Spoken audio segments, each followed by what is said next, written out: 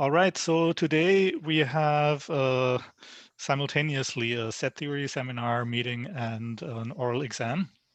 So today Ben Goodman is going to give a 1-hour talk about the extender algebra, and we will then have half an hour for questions from the committee. And the members of the committee are Arthur Apter and Russell Miller and myself. And yeah, so since it's an oral exam, I would like to ask people to keep questions short because we do have time constraints. You may ask questions, but please try to keep them short. Okay, all right. I think that's it. You can take it away, Ben. Okay, thank you.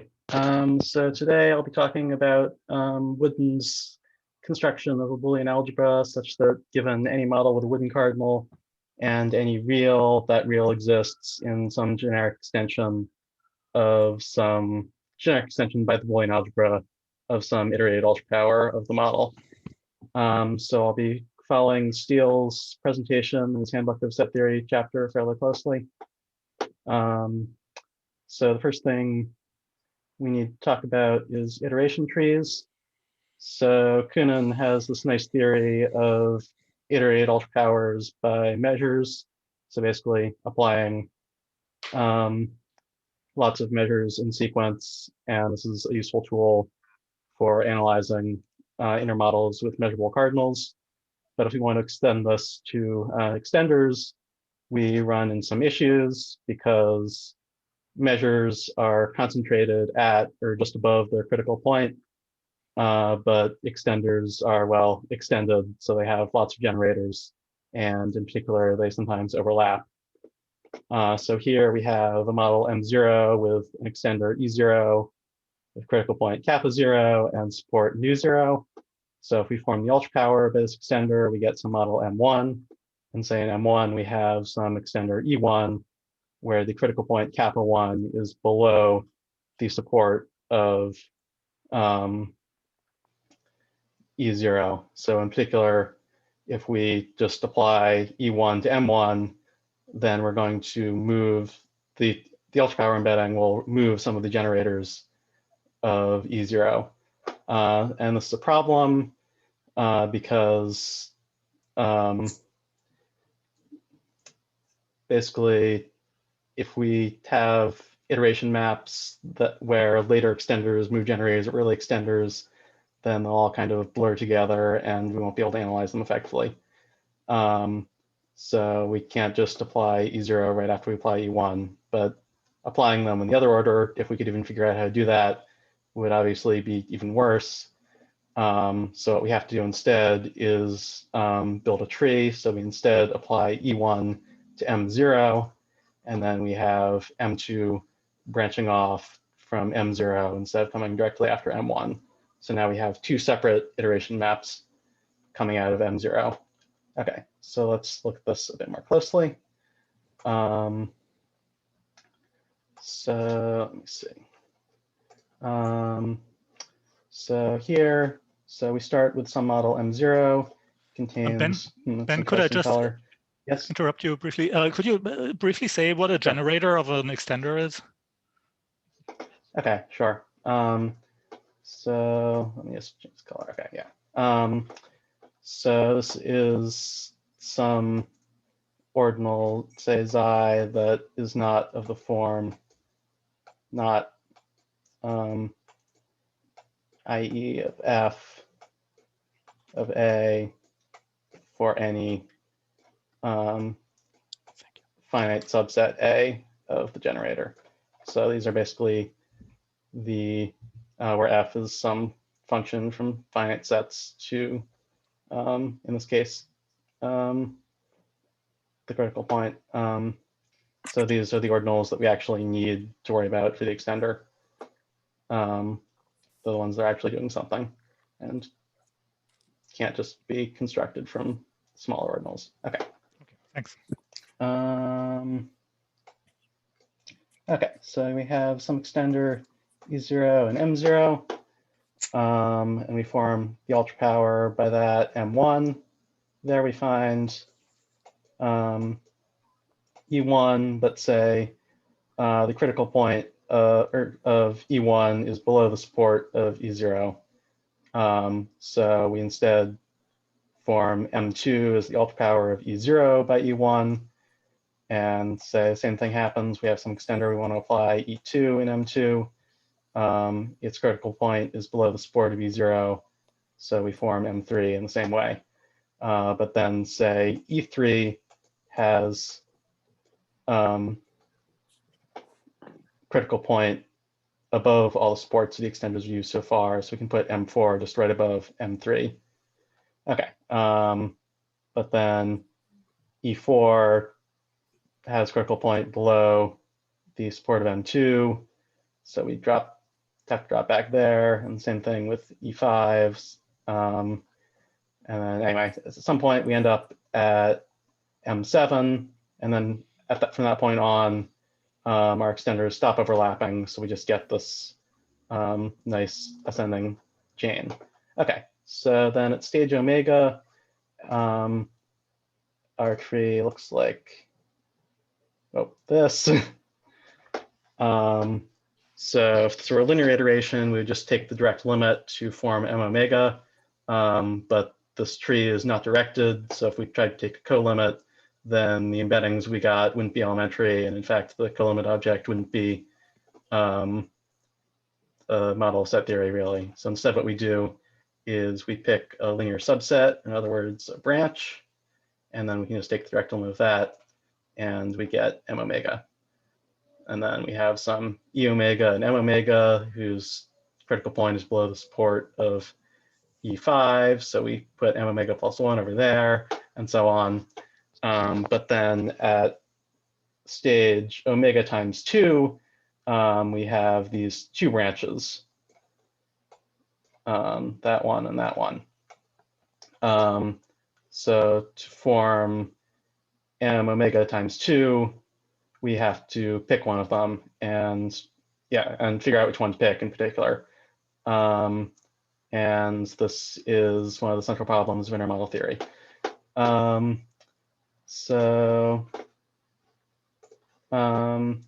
formalize this requirement a little bit, it helps to think of it in terms of a game.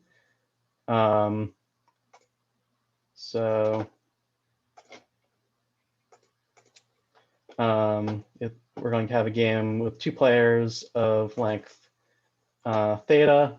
So player 1 will move at successor steps, and they're trying to make our iteration break down. Player 2 will move at limit steps, and they're trying to make the iteration succeed. I should note that for all of this, I'm going to be assuming that all extenders are total over the model where they're applied, and I'm also not going to be talking about fine structure at all. So that will suffice for our purposes, but if this is your first time seeing it, keep in mind that's slightly oversimplified. Okay, so we start with M0 as just whatever model M we're iterating. Then at successor stages, so we already have a tree with some last model M alpha. Player 1 is going to pick some extender E alpha from the M alpha sequence of extenders, and we want its length to be strictly greater than the lengths of all the extenders chosen so far. And then we're going to go back as far as possible on the tree. So we choose some beta that's the smallest possible, such that the critical point of E alpha falls below the support of whatever extender we chose from the M beta sequence. And then we form M alpha plus 1 as the ultra power of M beta by E alpha. And then we put this new model above M beta in the tree ordering, and then we define the iteration map from beta to alpha plus 1 as the ultra power embedding. And then if we already have some iteration maps into M beta, then we can just define corresponding iteration maps into M alpha plus 1 as the obvious compositions. Okay, and then if M alpha plus 1 is ill-founded, then player 1 has successfully made the iteration break down, so the game is over and player 1 wins. Okay, and then at limit stages, player 2 has to pick a branch of the tree, and we want this to be cofinal in the sense not that it hits every level of the tree, but in the sense that its indices are cofinal in lambda in the normal ordinal ordering. And we want the direct limit of this branch to be well-founded. So I'm going to just take the direct limit and put it in the obvious place above the branch in the tree ordering. And then we define these iteration maps into m lambda from the things in the branch, the models in the branch, as the canonical embedding into the direct limit. Okay. So if at any point one player can't make a valid move, then they've lost and the game's over. And player one produces an ill-founded model at some point, then player one wins. But if we make it theta steps and none of that happens, then player two wins because they've kept the iteration going long enough. Okay, and then we say that a theta omega iteration strategy for M is a winning strategy for player two in this game. So if such strategy exists, we say that M is omega theta iterable, and that means that basically we can take on the role of player one and apply whatever extenders we want as long as we follow the rules of the game, and we can be guaranteed that the iteration will never break down as long as we use the strategy to choose branches at limit stages, because even if we were actively trying to make things not work, they would still work out. Okay. So here are just some facts about iteration trees that I'll be using. So first of all, any model in the iteration tree M alpha agrees with all future models below the length of the extender chosen from its sequence. So this means that even though our tree is kind of going off in all directions, we're still in some sense making progress. So as we go further and further in the iteration, our models will agree on increasingly large initial segments. And you can show this with a pretty straightforward induction. Okay. Next, so branches are closed in the ordinal ordering below their suprema. So because we require branches to be cofinal, if we at any limit stage choose not to continue any branch, so if we choose to continue some other branch instead, then that branch will never get another chance. So that means that if we have some proper initial segment of a branch, then we know that proper initial segment must be continued. In particular, if it's cofinal in some ordinal gamma, that must be continued at stage gamma. So that gamma will be in the branch immediately after this initial segment. Okay. And next, generators are not moved along branches. So this is the whole reason we went with the tree approach. So if we have some M alpha plus 1 below some M beta, and we have any ordinal below the support of E alpha, so that's the extender used to reduce M alpha plus 1, then the iteration from alpha plus 1 to beta will not move that ordinal because all the critical points will be at least the support of the alpha plus 1. Otherwise, all the critical points of the extender is applied later along that branch, because otherwise we would have applied them somewhere earlier in the tree. Okay, and then last, so if the length of the alpha is a cardinal of all models that appear after we apply E alpha, but in the model where E alpha originates, we have a surjection from the support onto the length. Okay. So those are the main things we're going to need. So next topic is Woodin cardinals. So the definition of a Woodin cardinal we'll be using is that for all subsets A of B delta, there's some kappa such that we can find extenders that with critical point kappa that map kappa arbitrarily high below delta and preserve arbitrarily large initial segments of A. So we call such a kappa A reflecting up to delta, or possibly like less than delta strong for A. Anyway, so the thing to note here is that IE of A below V nu really only depends on A intersect V kappa because kappa gets sent above nu. So what's really going on here is that we have some crazy subset A, and from just this initial segment of A below kappa, we can reconstruct arbitrarily large initial segments. So some things to note. So I really only drew the image of A, or even A intersect V kappa, below nu. So above nu, it could be doing almost anything. So really, there should be a bunch more green on the right above nu, but I couldn't find a way to draw that and make it look good. And also, this picture is somewhat misleading in that what's really going on here is that we choose kappa large enough that all the interesting behavior in A, in some sense, occurs below kappa, which this picture doesn't really communicate. But anyway. Okay. So we're now ready to state the main result. Let me just check time. Okay, we're doing good. So M is a model of ZF minus plus delta as a Woodin cardinal, ZF minus power set, that is.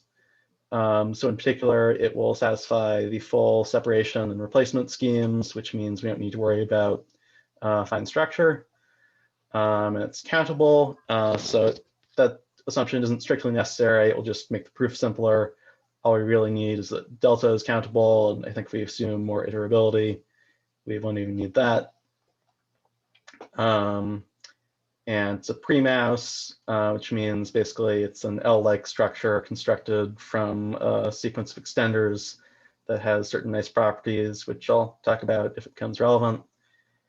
And it has an omega plus 1 iteration strategy sigma. So that means that this function will pick good branches for us at every countable step, and in such a way that guarantees that we'll also have a branch in the tree with omega 1 models in it. But after that, we might be out of luck. Okay, and then, so this should say Q intersects, sorry, Q is a subset of V delta of M. And such that M thinks that Q is a delta CC complete Boolean algebra. And then for all subsets X of omega, there's a countable iteration tree on M played according to sigma, which of course just means that we use sigma to pick the branches at limit stages, which has some last model M alpha, so that I0 alpha exists, although I haven't told you what it means for iteration map to not exist. And X is I0 alpha of Q generic over M alpha. So any real you want, no matter how complex, you can get in some generic extension of some iterated ultra power.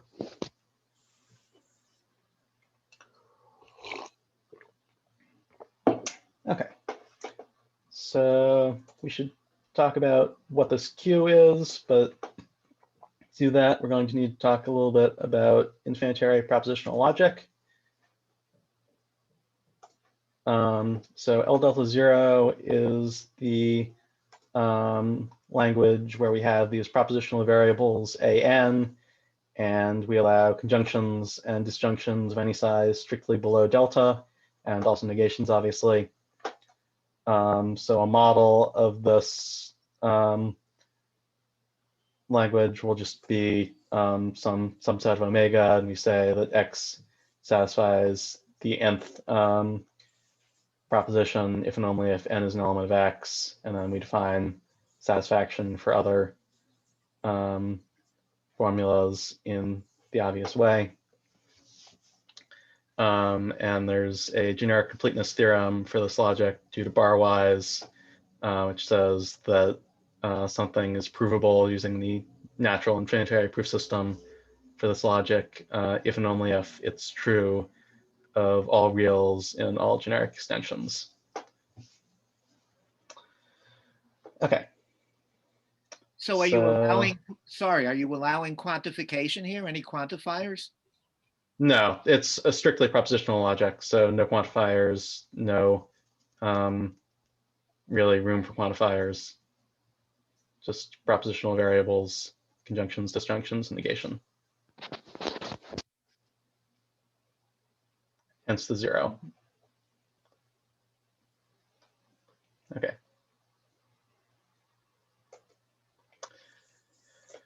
Okay, so then we define a theory S in this language. So the axioms of S are going to be generated by an extender E, an ordinal lambda, and a sequence of formulas.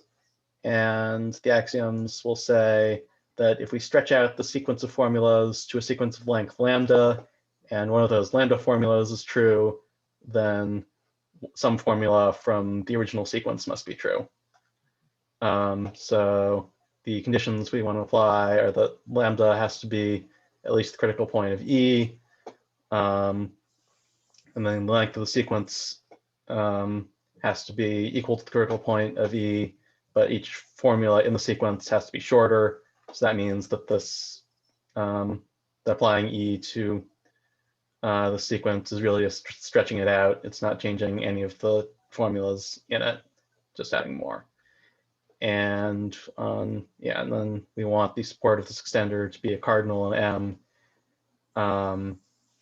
And we want this stretched out sequence to be constructed before stage nu of E in M. Okay. So now we can define a preorder on L delta 0 formulas just by provable implication over S. And then if we mod out by the corresponding equivalence relation, we get a partial order and in fact a Boolean algebra, which we call the extender algebra.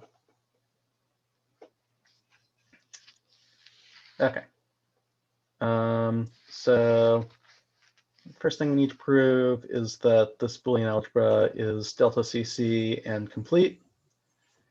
So for delta CC, if it's not, then we must have some anti-chain of size delta. So this is going to be the place where we use the fact that delta is Woodin. So we find some kappa that's reflects a sequence of representatives of the anti-chain. Then we choose some nu large enough that the first kappa plus 1 representatives are constructed by stage nu. And then we choose some extender on the M sequence with critical point kappa and support nu that witnesses the Woodinness. So showing that we can actually find such an extender on the M sequence is non-trivial, but I'm not going to prove it here. Okay. So then because we have this reflection or preservation by Woodinness, we get that if we apply the embedding corresponding to F to the first kappa many formulas to get a sequence of kappa plus 1 formulas that will actually just be the first kappa plus 1 formulas in our original sequence. And this also means that the first kappa formulas must be shorter than length kappa, because otherwise they would get changed by this embedding of critical point kappa instead of just being left alone. Okay.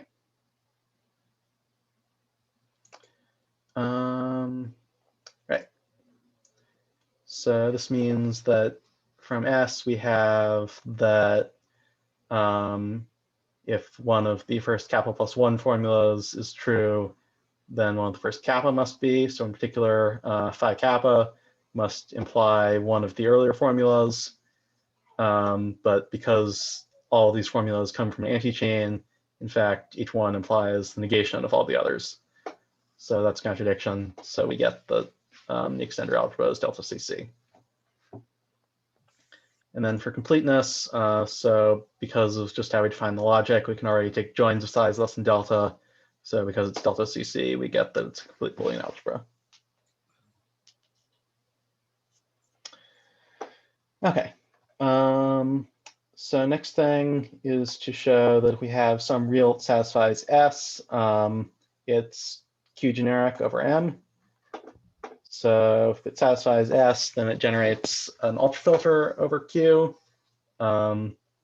So any extension of S will be closed under implication under S, and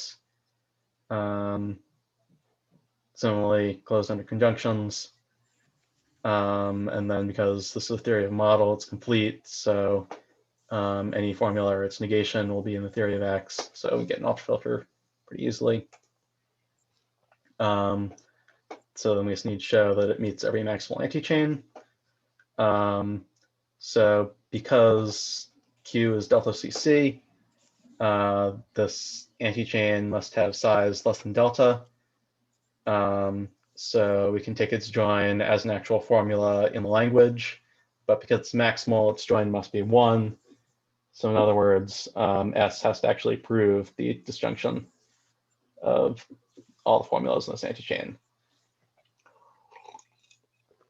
So that means that one of them, so basically X has to satisfy one of them.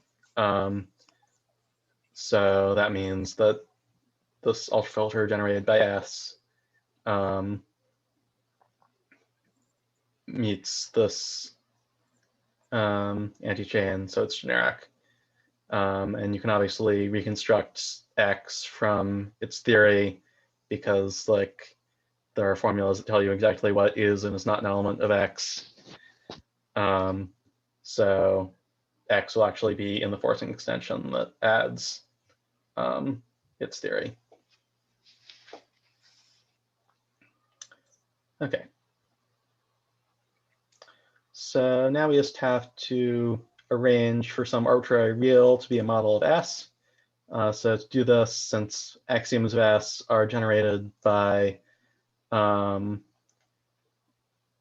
extenders, among other things, we just apply the extenders that are generating false axioms and hope that we eventually end up with a model where X satisfies all the axioms of the corresponding theory. So we start by setting M0 as our model M, as always. Then at successor stages, we just apply the earliest extender in the M beta sequence that generates some axiom that X doesn't satisfy. And at limit stages, we know that sigma has an iteration strategy, so we just use that to pick a cofinal branch and take the direct limit. Okay, so there are a few things that could go wrong here. One is that our choice of extenders could violate the rules of the iteration game, in which case our strategy won't help, our iteration strategy, that is. The other potential concern is that this iteration might take too long, and we might have to go on for uncountably many steps, and then the strategy won't actually help us anymore because it's only it only works for games of length omega 1 plus 1. Okay, so let me see how much time I have to get into the details of this. Quite a lot of time. Okay.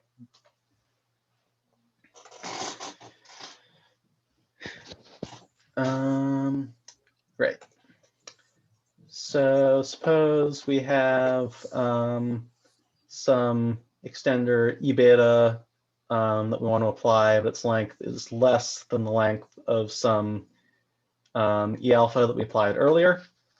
So we're going to be using agreement of models on an iteration tree a lot in this argument. So first of all, because extenders are indexed by their lengths, and we have this agreement up to the length of E alpha, E beta will actually appear on the sequence of M alpha because M alpha and M beta agree up to that point. So then we consider the axiom that made us decide to apply E beta at stage beta. So again, by agreement, we get that the corresponding sequence of formulas is actually in M alpha, and so they get stretched out in the same way in M alpha that does in M beta. So this is basically suggesting that we should have applied E beta earlier. But one more thing we need to check is that the support of E beta is actually a cardinal in M alpha, because that was one of the conditions for applying or for having an axiom, something be an axiom of S. Okay. So let's see. So here we're using a property of premice called acceptability. So this is basically a strengthening of the property used in Gödel's proof of GCH in L. So basically it says that if at any stage in the construction of the model we add a new subset of some ordinal, we have to simultaneously collapse the previous height of the ordinals to whatever ordinal we added a new subset of. So anyway, so in particular, the M alpha and M beta have to have the same ordinals below or up to and including nu of E alpha, because if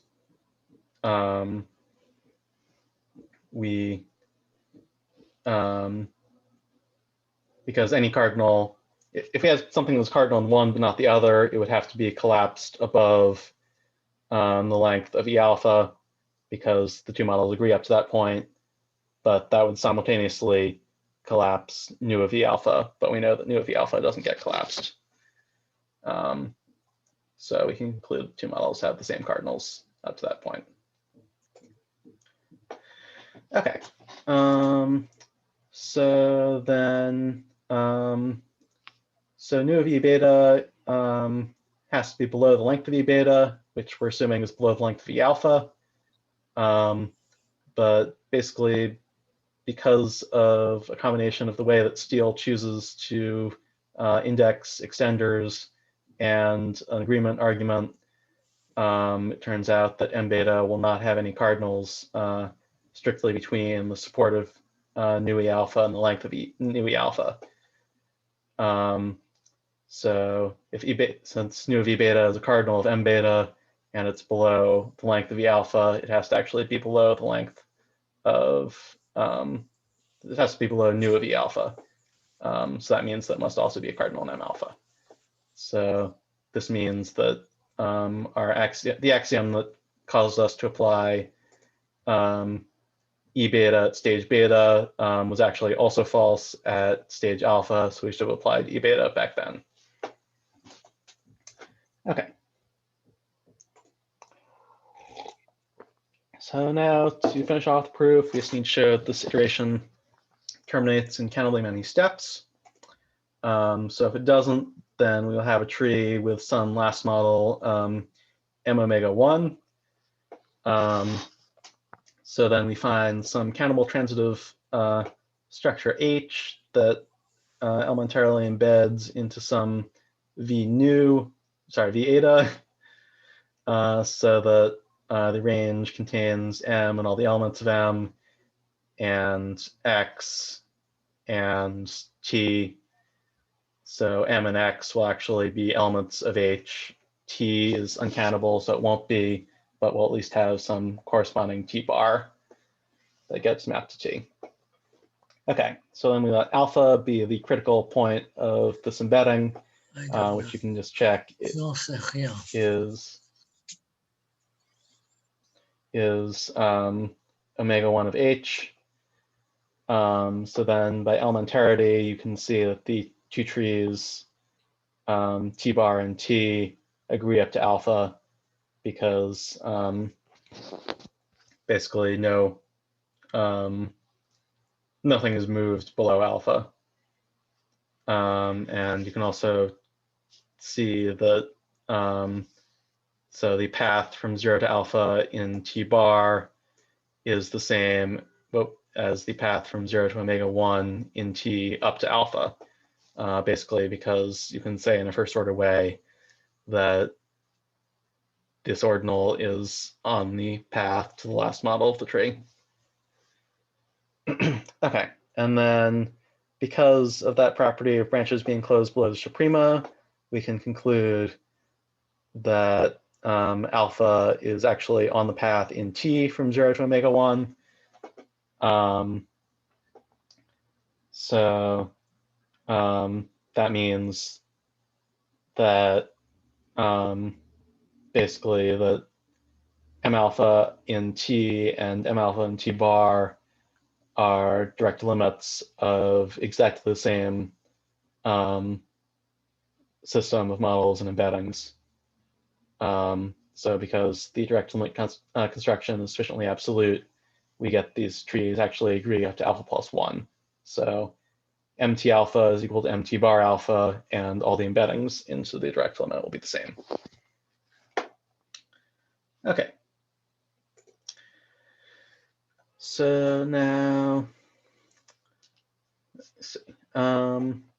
So if we have any y in this MT alpha, then because it's direct limit, every element of it has to originate somewhere in some earlier model. So we let y bar be something gets mapped to y by this direct limit embedding. And then, so since gamma is below alpha, this MT gamma doesn't get moved by pi, and in particular y bar doesn't get moved by pi. So then if we look at pi of y, so that's just pi of I gamma alpha T bar of y bar.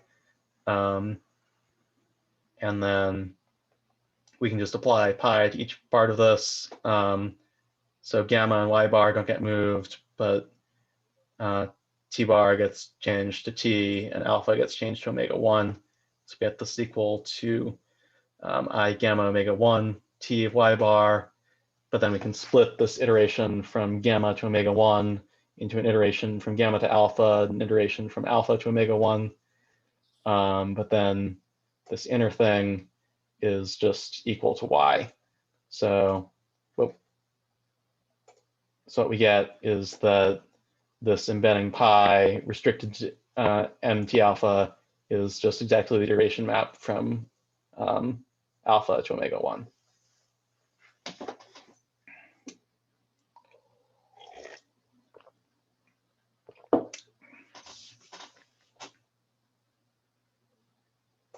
Okay, and then just to finish off,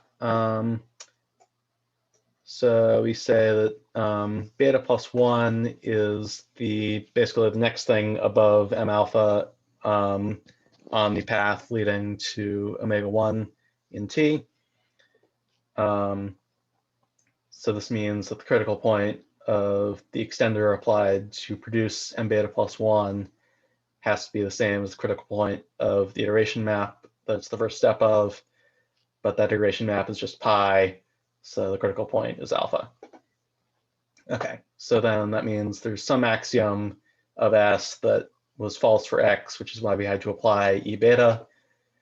Then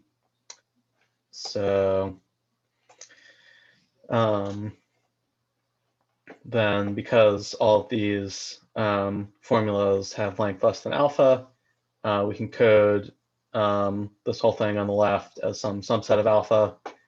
But then by agreement, this will just be in M alpha. And then, so in particular, it will be in the domain of the iteration map. Okay. And then, so we pick, and lambda has to be below the support of E beta just because of how the axioms of S work. So because generators are not moved anymore along branches, this disjunction up to Sorry, Ben, can I lambda. just ask yeah. a quick question? So when you say that this disjunction on the left can be coded as a subset of alpha that is by agreement in M alpha, I mean, M alpha is the alpha stage of this iteration, right? So in this alpha stage, you pick automatically something that is in M alpha, right? I mean, you always pick axioms. Well, we pick this.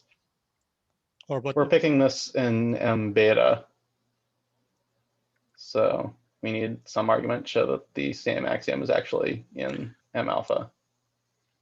Oh, I see. So you're saying this axiom that you picked comes from the beta step. Is that right? Yes. I see. And since Yes, it's a this is an subset axiom of of alpha. I0 beta of S. Right. Yeah. Okay. But Thank you. the same axiom will appear in M alpha. Right. Okay. Thank you. Right. So because E beta is basically the first extender applied in the iteration from alpha to omega 1,